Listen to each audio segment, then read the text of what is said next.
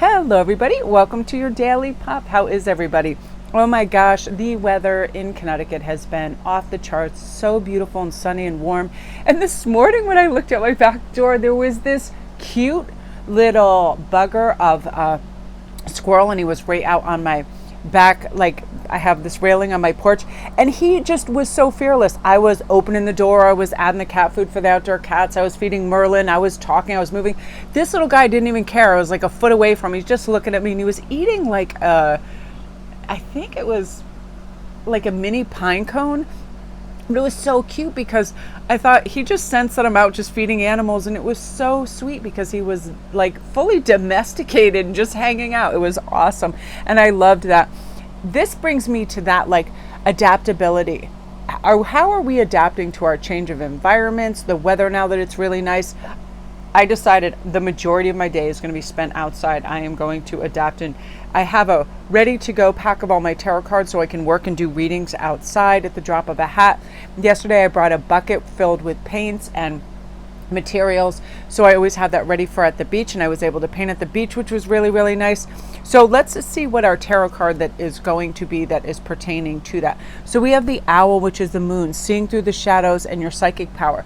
A lot of times our psychic powers, when it arises, it helps us transition. It helps us get a fuller scope picture of something, an understanding, so we are courageous, that we don't first implement change as fear, that we know, hey, I can work through this, I can understand, I can find out what I need to find out to be in a place where I'm excited about the wonders and the things that come up. That could be socially, that could be at a party, that could be a new relationship, whatever it is.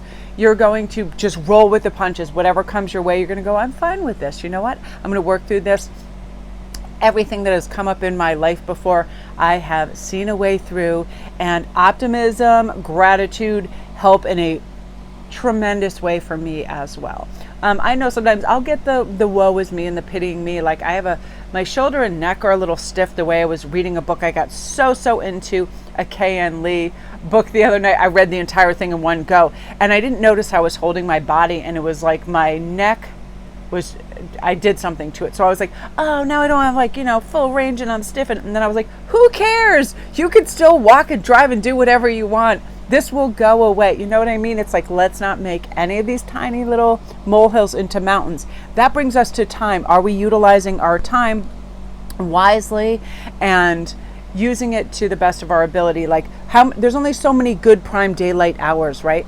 Are you planning lovely walks, going out? Also, this is working within our cycles.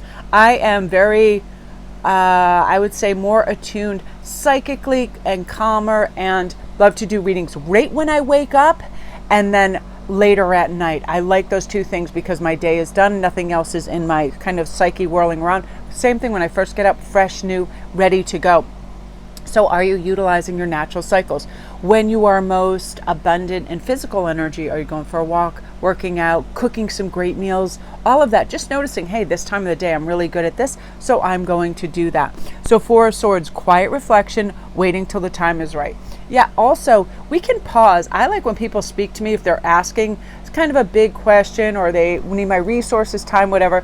I never feel the need to respond that moment. I go back and I have quiet reflection and go, okay, well, how will this benefit all of us? What is the best time? Will this really be helpful to them and or me? That sort of thing. I never just, pop out a yes, because then I feel obligated and I haven't kind of formatted why this would be good for either of us.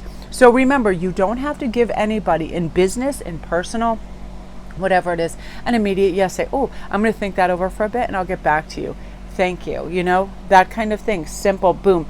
That way you can best utilize your time, what benefits you too, and you're not over obligated. Like, there's nothing worse than, I'll do this, I'll do that for you, I'll go here, I'll drop this off. I remember I used to do this for like Ian and Hagen. I'd drop Hagen off later at Ian's work, go do this, go get their lunch, do that. And my entire day would be, hours utilized doing that. And then I would realize through traffic and other things that I wasn't like then doing super high vibe things like exercising, because you get more into the mental. So this is not trapping yourself with obligating yourself to do things. This is setting yourself free and creating more time and wonder and amazement and beauty for yourself.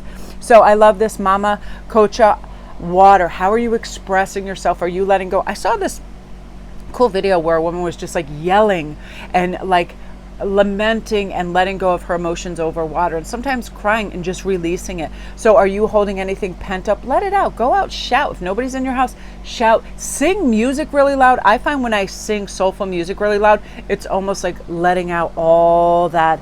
It's such a release. So also, are you expressing to other people, your boundaries and what's necessary as well? Are you saying to people, oh, I'm sorry, I haven't the time for this, whatever it is? Because we don't want to emotionally trap ourselves and engage ourselves in activities we don't want to be in. Like, I don't know what's the matter with me when it comes to small talk.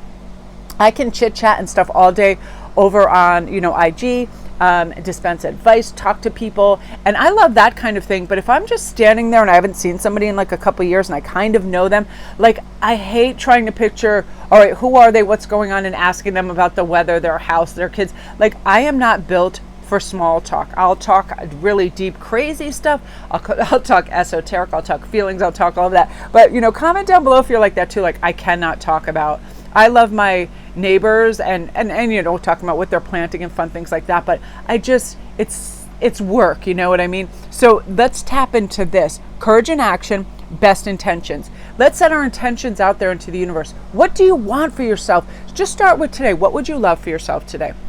Today, I would love to move at a smooth, calm, breezy, summery pace, be able to do readings outside and hear the ocean when I go for my walk and just relax and not feel pressured to any degree. Because sometimes I bring that on myself. Lots of fire on my chart. I want to go, go, go. I want instant results. So instead, I'm like, I want things to be leisurely and beautiful and calm. What would you like for yourself today? Start that kind of precedent. This is what I mean to do for myself and how I mean to live my life. And get that pattern established. Calm, easy, collective waking up, setting your intentions, affirming what a great day it's going to be and how worthy you are of beautiful people and abundance in your life. I woke up, I set an intention last night before I went to bed to have some abundance and have some, I had a lot of expenses. So like my monetary punch was getting a little low, and I woke up and my PayPal was refueled with clients asking for some of my services. So that type of thing, set an intention. How would you like to feel? What would you like to experience? Who would you like to be around? And express yourself, dance and paint and watch funny stand-up comedians, read a good book, all of that stuff, really, really important.